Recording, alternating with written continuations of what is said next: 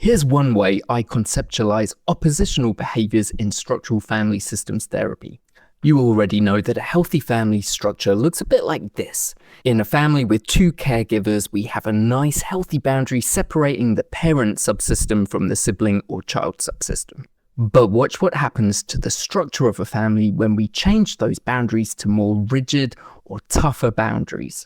The family gets further apart and more distant.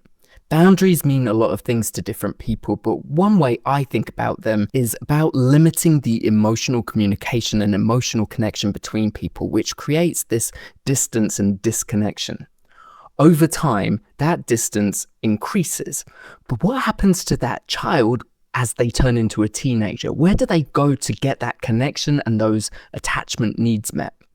They're likely to find it in their peers. But those peers will often be other teenagers who feel the same way, angry and rebellious, whose parents also aren't giving them the love and connection that they need. It'll be those kids that are smoking behind the bike shed. And of course, the IP in our family is going to want to fit in, and that means that they're also going to have a more rebellious streak. Perhaps they start smoking or doing drugs too.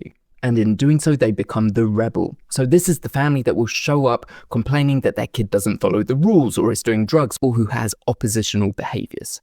And if you want to know more about structural family systems, check out Family Systems Step by Step.